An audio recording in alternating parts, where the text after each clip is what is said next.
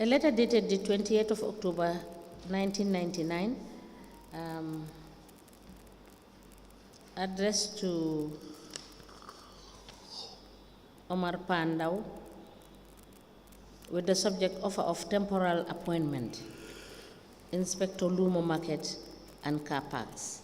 It is signed by the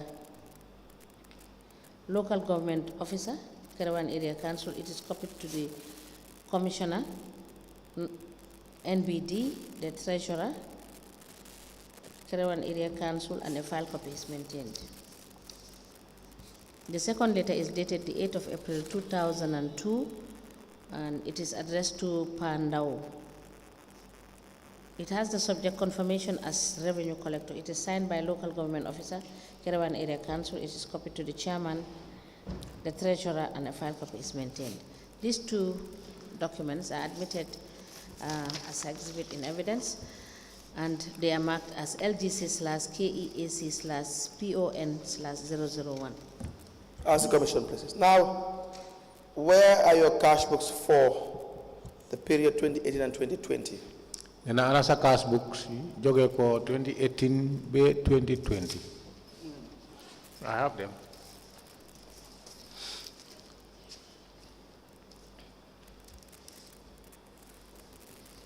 Do you have your cash book when you were the head of Treasury, Sub-Treasury Unit at Kutawari Council in 2021 and at Bara Sub-Treasury?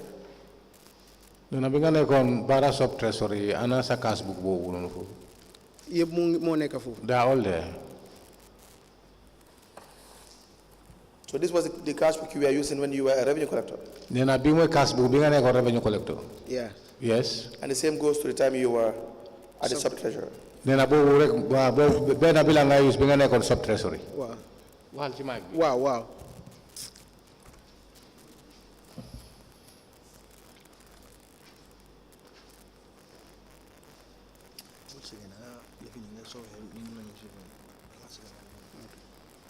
We applied to tender two cash books. The first is from 2016 to 2020.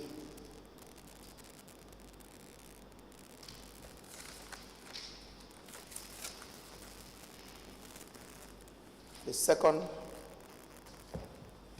cash book is from 2020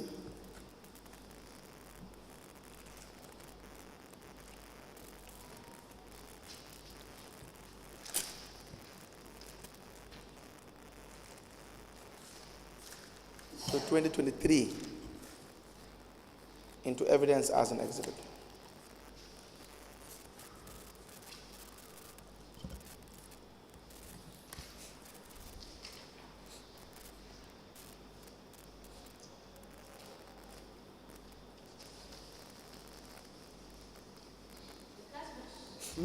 The cash books maintained by the witness covering the period 2016 to 2020 and 2020 to 2023 are hereby admitted together as exhibit in evidence, and they are marked as LGC/KEAC/PON/002.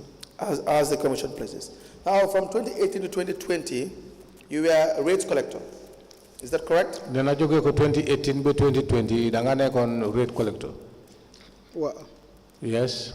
Please speak into the microphone. Wow, wow. Increase the volume of your voice. Wow. Very well. The area or jurisdiction that you are covering in this period is Ilyasa, Kerpate, and Upper Nyomi. Is that correct? Ilyasa, Kerpate, ak Lower Nyomi. Wow, why they could come like the same period, like different years, like between 2018 and 29, different places you will learn postings. Wow. Since 2018 to 2020, I was in a different postings. Yes, but just these three areas. For the period 2018 to 2020. 2018 to 2020. Wow. Where is your assessment for this period? Then an assessment be she at you. assessment book si time boobu noonu comme mostly suñ starté assessment. At that time, whenever we start exercise book lañ assessment, dee use rek. we so use- comme foofu lañ dee def suñ assessment yi.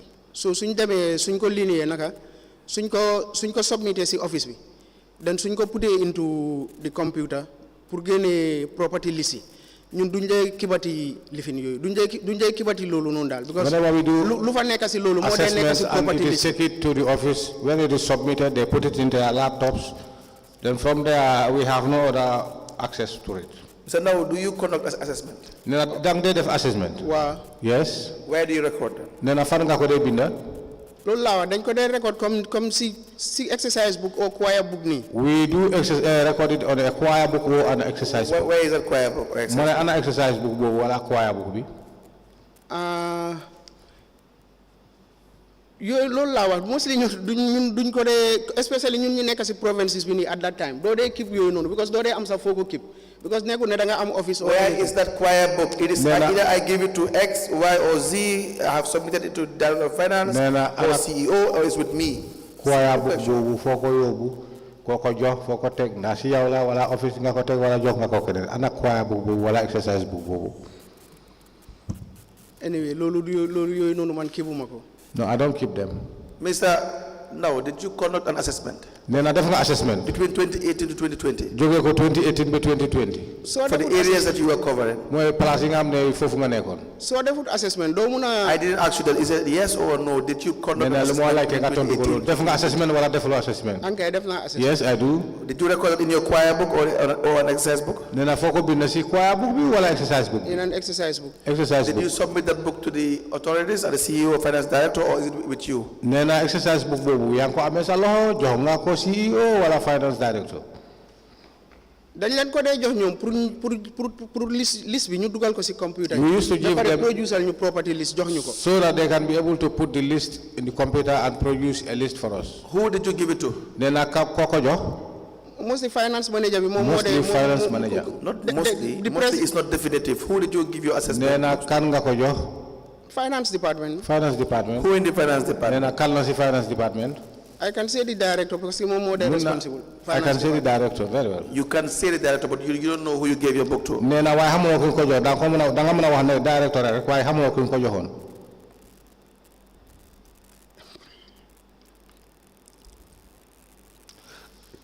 kii naka la tudd finance department ok namang def fa daan nekk moom lañ ko dee jox. Finance before department. he became finance manager moom moo daan amee computer bi ku nekk finance manager bi léegi. The one in charge with who is the finance manager. moo ko daan input si computer bi. Now he was the one who was putting them in the computer. Go back to the area council, get your assessment. We need them. From Nena- 2018 to 2020. lu la war mooy nga delloo si area council bi nga isi ñu sa assessment book bi dañ ko soxla jógee ko 2018 ba 2020. ok Very well. Thank you. The other issue nee na leneen bi mooy is in relation to working as the head of the sub-treasury. nee na bi nga nekkoon di liggéey nekk njiiti sub treasurer. How many people do you have working under you nee na ñaata nit ñoo nekk sa ron di liggéey ak at yow Bara sub-treasury? ak Bara ñaata nit ñoo nekkoon sa ron di liggéey ak yow. ñaar. Two. What are their names? nee na nu ñu tudda Pa Dembo Sonko. Pa Dembo Sonko. Seku Kinde. Seku Kinde. Are you still in Bara? nee na yow ba léegi ñu ngi yaa ngi Bara. waaw. Yes. Do they have their own individual cash books, or there's one master cash book? nee na ñoom tamit dañoo am seen own cash book wala benn cash book ngi dee doxalee. non ñoom ku nekk dafa am sa cash book. They own, each of them have his own cash book. And now, when they collect revenue, do they give you that money? nee na suñ jëlee lempo ba pare ndax xaalis boobu yow lañ koy jox. non déedéet ñun ñëpp dañ dee dem submit. No, all of us go to submit the monies. Where? Mindo, nu ne fan? Kerewan. Kerewan. So between 2018 to 2020, the revenue you collect, what do you do with it? nee na jógee ko 2018 ba 2020 xaalis bi nga xam ne da nga ko dee jot si revenue bi nee na lan nga ko dee def. su ma defee collection léegi-léeg su ma defee collection léegi-léeg dañ ma dee sant yenn expenditures or ñoom seen claims su ñëwee seen night allowance ki yooyu dama ko dee fay. Sometimes when I do collections, they they make claims of expending or buying things or certain things or their night allowance. They instruct me to pay. Do you also deposit to the bank? nee na yow tam da nga dee yóbbu xaalis bank. waaw léegi-léeg Yes, sometimes. From 2018 to 2020. Joge ko 2018 to 2020. Wow. Yes. Why 2018? But No, 2018, 2020. Time bobu no do maran dem si bank bi. Time bobu dama ran dem submit si office bi directly. No, what I mean, 2018 to 2020, at that time, I did not go to the bank. All the monies I collect, I take it and deposit it at the office. Okay.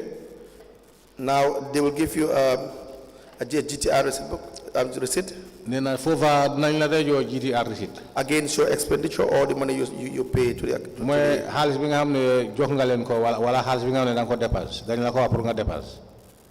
No, so suma demee comme law spend. If I go bank slip si nga amé totaling to your cash book amount loolu nga len dé yobul nga jox len ko ñu bindal la yow GTR receipt attach ko si sa cash book bi. all the monies that you collect and the one you expend is what you're going to receipt, and when you take it there they will calculate it and give you a receipt. And for your expenditure, do you have receipts to prove? Nena yow dépasse bi nga xamne dang ko def da am nga receipt yi nga xamne yoy mo wara woné né xaliss bi ni la ko def. Wa comme ñom like su fekkee né comme dañ la santa pour jënd fuel. Yes, for instance, if they instruct you to buy foil or cash power. Or cash power. Or like come nit mo nekk di travel to Banjul nga jox ko pass. For instance, somebody is traveling to Banjul, then you give him or her fare. Claim mu bayé la ko. O su fekkee ne da nga fay pour ñom fuel weekly lu ngi leen dé fuel da nga dem jël receipt ci fuel station bi den loolu nga dé bolé ak sa bank slip ci nga yobul leen ko den ñu bindal la ñu bindal. For instance, if at all at the petrol station you will be issued with a receipt that they are going to write. That's the one you're going to submit. Now, do you have a cash book for this? Since you are working as a cashier as well, paid out cashier, receiving cashier, do you have a separate cash book for this, or is it the same cash book to you? Nena na lolu am nga cash book bopam bi nga am ne lo de dépense wala la nga day génné fofu nga day bind am nga cash book bopam wala ben cash book bi la. No, de ben cash book bi. Only one book cash book. Now you were also paying salaries as well? Nena da nga won di fay tamit salaries. Kan Yow. Wow. Yes. For how many people? Ñata nit? If I am not mistaken, 26. 26. 26. You have two staff. Where are the other? Nena wanga ne ñaar ñoo ne ko saron ña ana fan nga day ana ñene ni fi nga day fay 26 people. Health laborers. The health laborers. ñu fa ak some health laborers. Health laborers wa. How many health laborers? Mu ne na ñaata la? Laborers yi ñaata la? Health laborers yi. I think bara 5 mo fa nekk. Bara I think is 5. These are all cash payments? Yes. Yes. When did you start paying the people at the sub-treasury? Which year? Nena kañ nga door di fay ñu nekk ci sub-treasury kañ ban at la? When bu ma nekkee sub-treasury head. When I started sub-treasury. Which year was that? Nena ban at la woon? I think it's 21 June or 28 June. 2021. Yeah, 2021 June. Do you have the records of the people you have paid at the sub-treasury? Nena nit ñi nga am ne fay nga leen ci sub-treasury ndax am nga seen record mooy da nga di bind ñi nga fay ak ñaata leen ngeen fay. Waaw maa ngi am liste. Yes, I have a list. Comme office bi dañ la dee yónnee ci liste. So liste boobu noonu moom nga dee amee kuñ koo fay mu tom print or mu sign. They used to send you a list, so that list you have to follow that. Whoever you paid, you thumb print and you sign. Do you pay them in person, or do you sometimes pay them through third parties? Nena dang leen dee jox ñoom seen boppam ñu moom xaalis bi nga dee jox xaalis bi wala daf dee am ñeneen ñi nga dee jox pour ñu yóbbaale xaalis bi gars yi. Waaw comme like code members yi. For instance, the court members. Ak am na comme ñenn ñoo xam ne nii comme dañ la miin nii. And there are certain people who are used to. dañ dee dégg ñu ne la pa wave ma suma xaalis bi o yónnee ma ko. Sometimes they will say wave my money to me or send it to me. Especially court members because ñoom especially fu ñu dëkk dafa sori. The court members where they live is very far. So how do they sign this? Nena kon ñun naka lañ ko dee signé pour wane ne fay nga leen jot nañu seen xaalis. Court members yi mostly sax ñoom comme xañ na comme like esew. For instance, ku jël si xaalis bi. in because esew court members yi dañ dee def dañ la ñoom si liste bu ñu la dee andil dañ fa bulk amount bi lañ fa dee indicate comme like court members yi esew ak court members yi ëppa ñëw mi So court members yi ëppa ñoom they live in different locations. So ñoom mostly dañ la dee call nga yónneel seen xaalis o ñu ñëw ñoom seen boppa si office bi nga jox leen waaye comme like SEW. For instance, in SEO, they just write a list of bulk. The amount that should be paid to them, and they sign it, then they send the list to you. But different from the Nyomi, because those people in Nyomi, they don't live at one place. So it's very difficult. Sometimes they call me to say, wave this money to me or send it to me. Do you have vouchers for these salary payments? No, I'm going vouchers. See how this works. Or do you only receive a list? No, I'm going receipt. Receipt. No vouchers. I'm going voucher. No vouchers. No, I'm voucher. No. The fuel as well, no voucher? Then a fuel vitamin I'm voucher. No fuel because you don't yade dem rek nga fay petrol station bi then mu jox la receipt. You for the fuel you go and pay at the petrol station, there you are issued with a receipt. The maintenance of the vehicles as well? You also would spend some money for maintenance of vehicles? Then a maintenance motor itamit bobu tamit dang defay xaliss pour maintenance motor yi. Wow. Yes.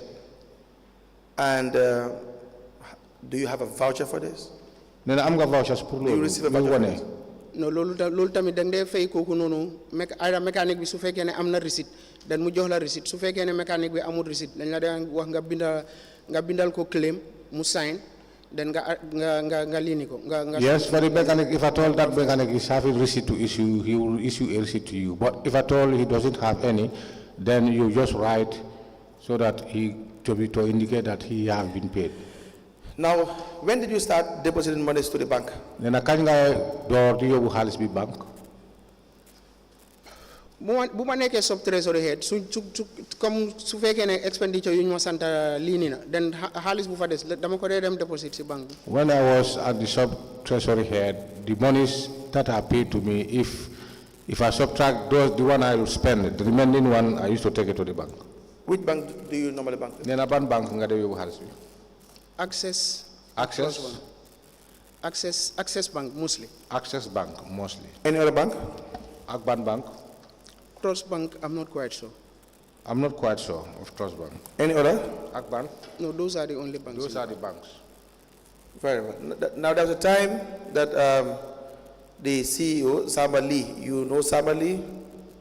Then how much somebody? Wow, Samale, wow. Yes, I do. But before that, you had already said that you hardly deposit money to the bank. Then I work on it. Prunga you bank halis bi do gaaw. Wow. Yes. Because you will receive instructions from CEO and the finance director. Because lego dang de am kadu yi nga am ne CEO mo la ko sant ba wala director of finance. There was a period that you had to deposit about $80,000 Then am na jamono nga am ne da nga deposit on $80,000 to the account of the CEO, si account CEO Samba MK Lee, Samba LK Lee his personal account. si compte bopam. Do you recall this? Nena fatale nga lolu. Wow, ku doon binda statement bi moo binda 80,000. It was not one time. The person who wrote the statement wrote the 80,000. It was not deposited one time. These monies were not deposited in one time. How many times? Nena ñaata yoon? Two I can remember quite perfectly. Two, if I could remember. The first deposit is how much? First bi ñaata la woon? It was around 35,000. 35,000. The second? Second? 45. 45,000. Now, what was this? What was the reason Nena la nga taxoon loolu? for depositing this money to the personal account of the? Nga jël xaalis bi yóbbu ko banque def ko si compte CEO bi. Dafa ñëw mu ne dañ defar toogu pour lii am pour résidence am. He came and told me that they made chairs for his residence. He came in person? Nena moom si boppam moo ñëw. Waaw. Yes. Proceed. So léegi mu ne dafa bëgg a fay pour loolu noonu. Now he told me that he want to pay for those workmanship. Léegi bu doon ma jox ko xaalis bi. Now he want me to give him money. Ma ne ko xaalis bu em noonu amut fa.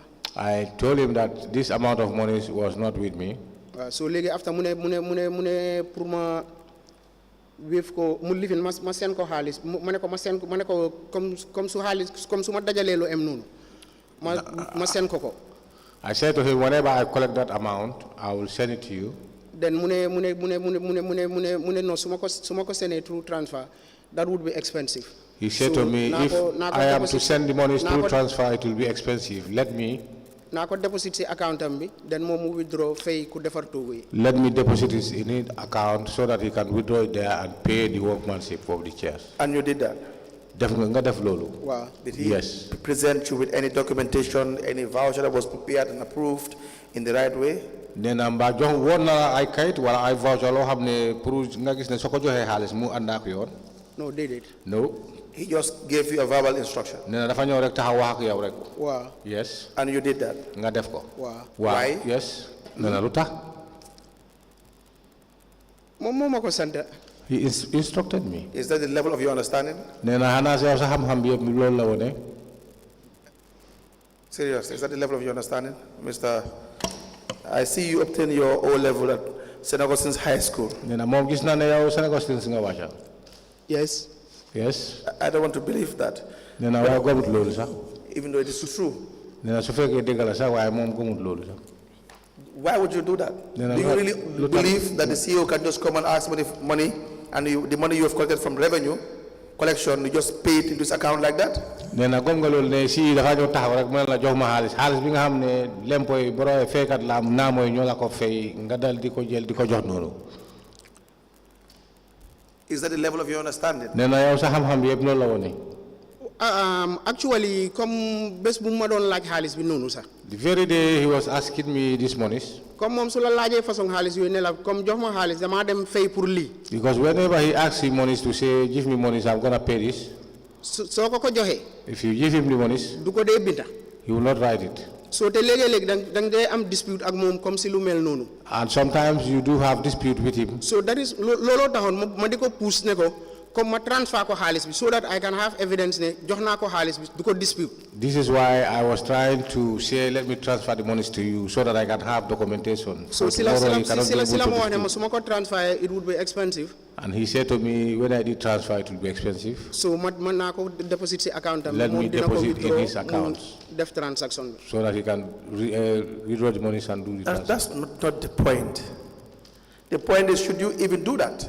Then a point we like to be more in the sax war nga wona def lolu.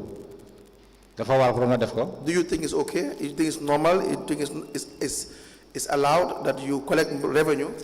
People are paying tax and you use that money to pay to one man's account? Wala sa bo da nga fogg ne lolu lu war la wala dafa anda yoon fekat lempo yi ñu ngay fay lempo nga halis bobu ngay jël diko jox CEO bi mo muy doxal soxlaam wala soxla bopam nda yoon la wala det. De bon suma xelaat mooy woon ne li tax ma jox ko xaalis bi loolu lam koo defee. My thinking was that the reason why I gave him money, he'll spend the money like how he said. Is that his personal money? Ne nanda lolu xaalisam la? Xaalis bopam la wala det?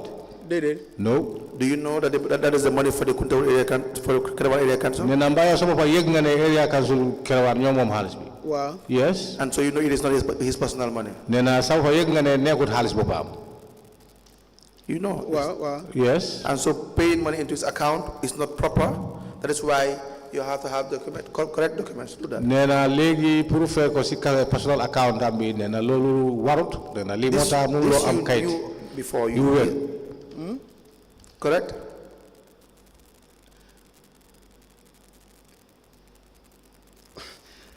Mr. Ndow, answer the question. Living nakala do that. Yeah, I know it wasn't appropriate. Why man tamit I was doing it pour protect suma bopa because def la day laaj xaalis ne la dafa jëndi nangam o mu laaj la xaalis ne la dafa def lii la ñëw jënda so soo ko joxee xaalis bi moom du ko dee binda. I know it wasn't appreciated because he always asks money and dispute ko comme yow soo demee di def sa sobi. Whenever you give him money, he requested for monies. If you give him monies, he will tell you, I will spend this monies on this occasion, but he will never write to indicate or show you exactly what he's going to do with the monies. Proceed. You were saying, like proceed. So, I wanted to put the money. No, that part, that moto, he can come and see a car or whatever. Just no, dispute ko lawa. Dispute. He may come and dispute. Dispute come like halis dafa monkey or that the monies you gave me was lacking. Or even you don't give me monies. Do you have records of the monies that you have been given to him?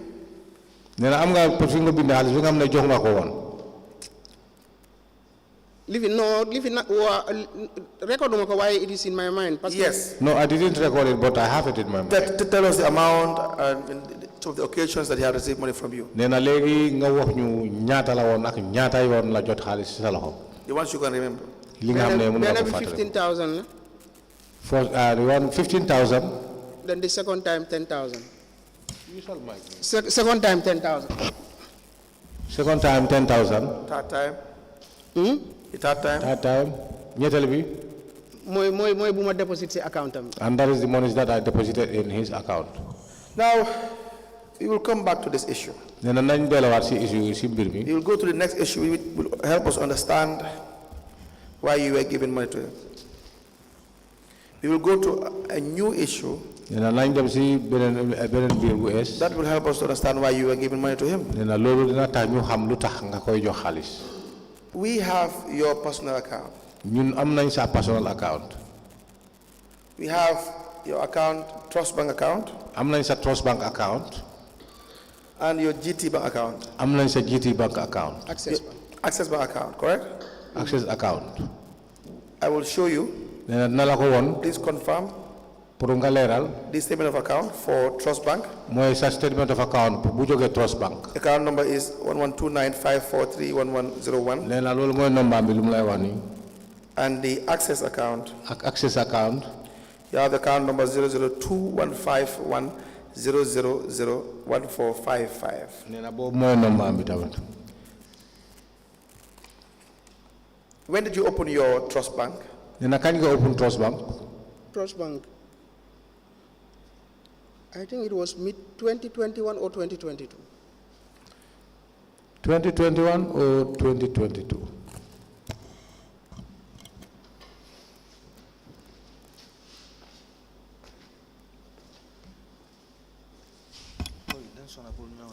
Sorry, Balan.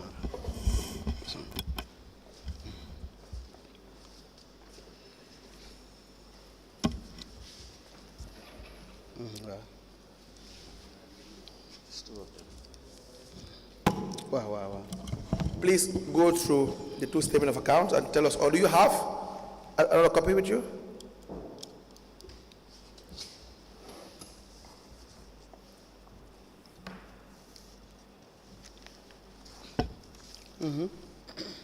Is that your Trust Bank? Yeah. nee na li sa Trust Bank la.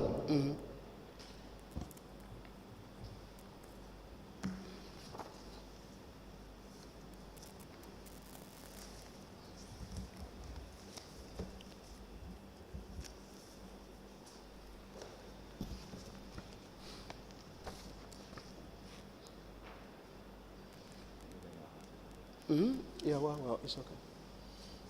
Don't go, John. Wow, yes. And then the Access Bank? Wow.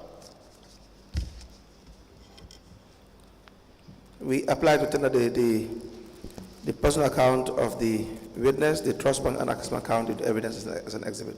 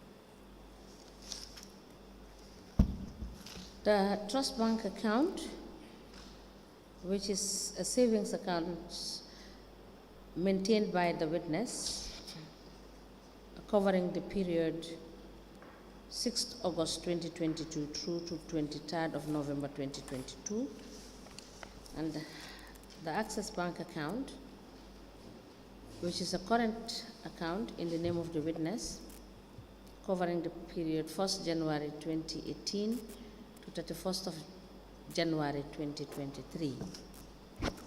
These two accounts are admitted together as exhibit in evidence, and they are marked as LGC/KEAC/PO1/003. Pass the commission, please. Now, do you have any other source of income? Léegi lu mu lay laajte mooy su dul liggéey bi nga dee liggéey ñu lay fay ndax am na beneen bunta tamit bi nga xam ne danga fa dee am xaalis. Waaw dama dee béy ba pare dama dee farming activities dama dee def yëpp dama dee béy dama dee def poultry dama dee yar xar tamit di jaay. I am a farmer. I do cultivation. I rear animals. I have poultry. Mr. Ndow, you have a farm. Nee na am nga tool. Where? Nee na fan. We can verify this. So the information you'll be providing, everything has to be verified. Nee na lépp loo xam ne wax nga ko fii dañoo leeral. We will send the investigators with you. Nee na nañ la yóbbu jox ay We verify investigators. every information that I'll be asking you. Seet looloo tax mu ngi laa laajte. Now let's start. You have a farm? Nee na lañ door am nga tool.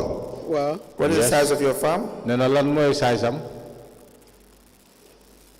325 by 125.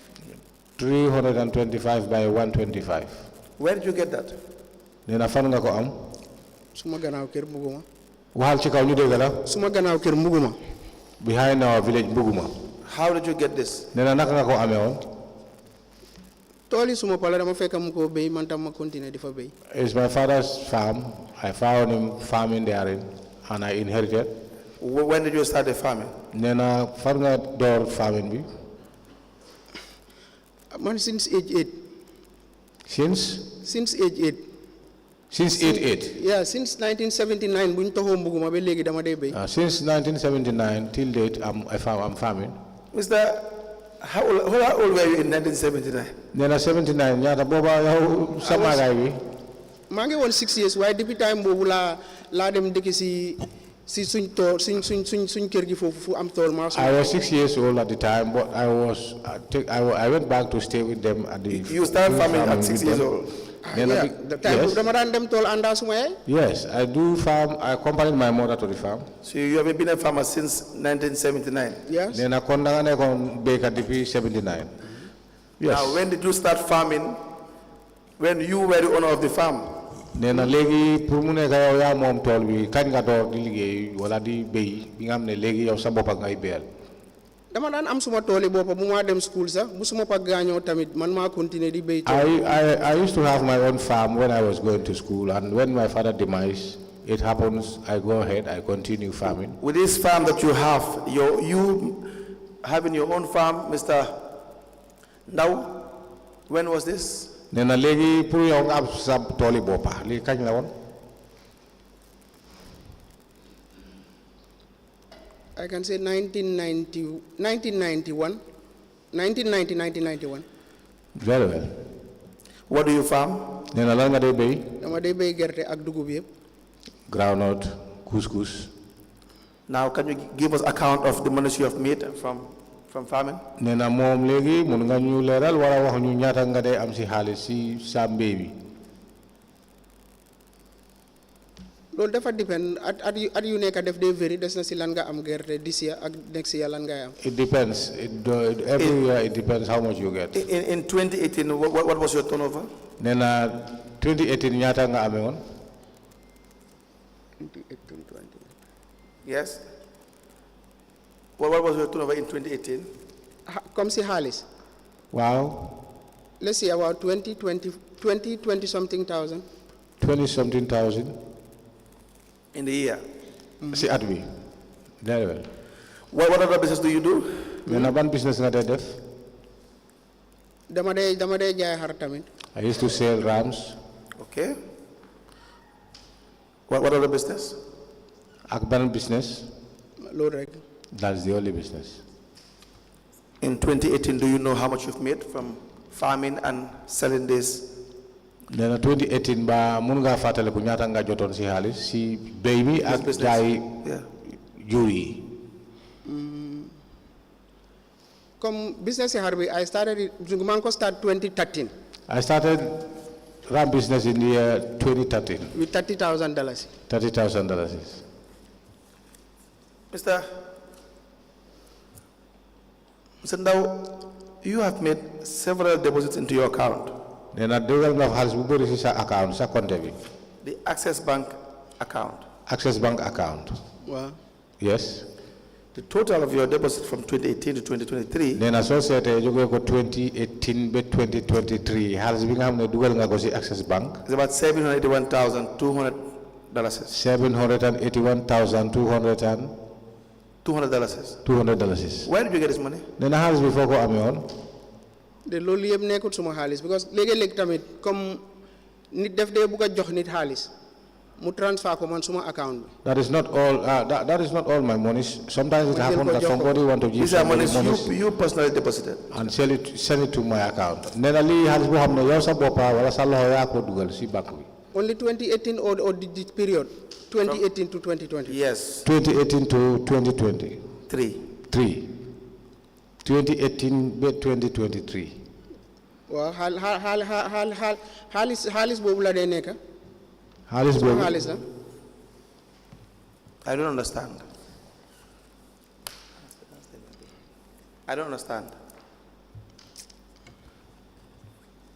do not understand where you get this money. Can you explain? Nena understand wala leerul ci mom fan nga xaliss bi baye ko dafa bëgg nga leeral ko xaliss bi foko joté be nga duggal ko be nga xayma ko mu am amount bu mu amé ni loolu la xaalis boobu noonu suma xaalis yi comme lu ma dee am si suma tool yi ak lu ma dee am si suma xarit ak man personally léegi-léeg some of the times time boobu noonu awma account suma salary du ma ko dee receive through the bank dama ko suma ko jotee suma salary dama dee deposit some of my money in that. These are monies from my farm, from my business, and at that time I didn't have current account.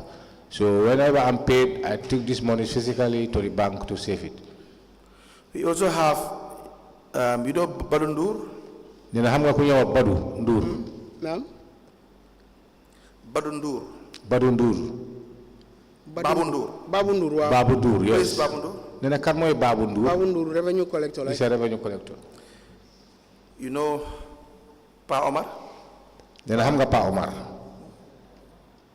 That's you? Yes. Yes. You know Mamadou Balde? Nina hamga Mamadou Balde. Balde, wow. Yes. Is it Mamadou Balde? Mamadou Balde, wow. Mamadou Balde. Now, sometimes in your trust bank account, Nina soko sete amna jamano amna sisa trust bank account. Badu Ndow. Nina Badu Ndow. Put money into your account. Def de dugal xaliss ci sa account. Sa compte bi. Where should that happen? Nina lutax lolou di am. Come like salaries, suñ ko withdraw Farafenni. For instance, when the monies are withdrawn from Farafenni for salary, either Babu moko de withdraw or Maodo Balde. Whether Babu withdraw the monies or Maodo Balde. So man luma wara fay. The monies that are supposed to pay. So ñom dañ mako daan sen o ñu wax ne nañ ko jëli Kerewan. Those monies are sent to me or I will be told to collect the monies from Kerewan. So lolu daf daan nek constraint.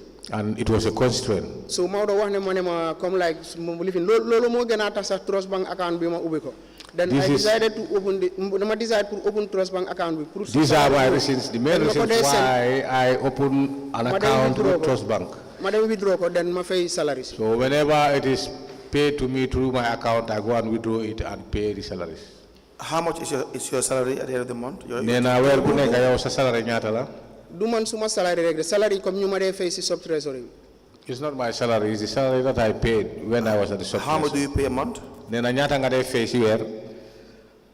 Léegi daf dé very daf dé dem ay 85 or 86,000. It varies. Some of the times daf dé dem be 100 and something. 85, 86, but sometimes it goes to 100. How much is your salary at the end of the month? Yow sa bopa ñata moy sa salary wer bu nekk? Wala wer now or léegi ni? Right now? When you are the head of the let's start with 2022. Nena 2022. 8,000 some dollars. 10,000 some dollars. 2023. 2023. 2023, then it was around 9,000 some dollars. 9,000 some dollars. Now, we will need you to bring these payments for the salaries that you're talking about. The name of the recipient, their designation, and the amount. We will need that, so please write that down.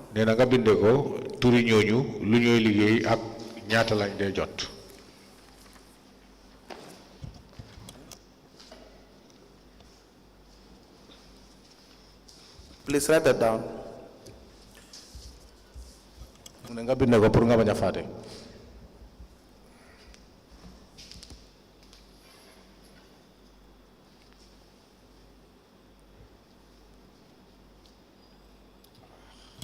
Yes, so we'll give you a date. We will give you a date. So that you come back with the information regarding your salary. Do you understand this? Okay. But when did you start paying salary? When I became a sub-treasury, And this is in 2022. Nearly 2022 la won. Do you have your promotion letter or your letter of transfer? Yeah, I'm the promotion letter. Wala letter bu wone ne dañ la toxal legi joge ko fale be fale. Wow. Yes. Do you have it here with you? Yeah, I'm ko fi. No. Please also produce that letter as well. Nena letter bobu tam nga bind ko. Yep luñ la wax nga bind ko ci kayit bi pour nga baña faté. Any questions?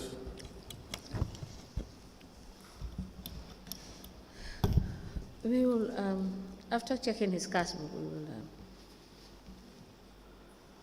Good.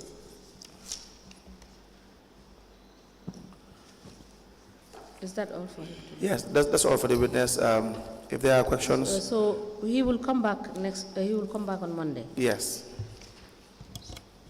So thank you, Mr. Ndow. You will be back on Monday and bring the documents that you've been asked to bring.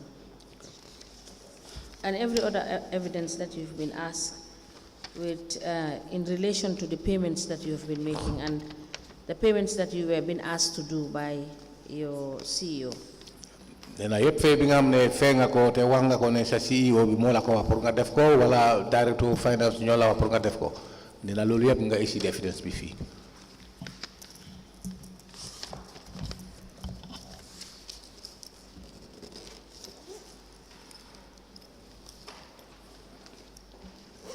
We rise.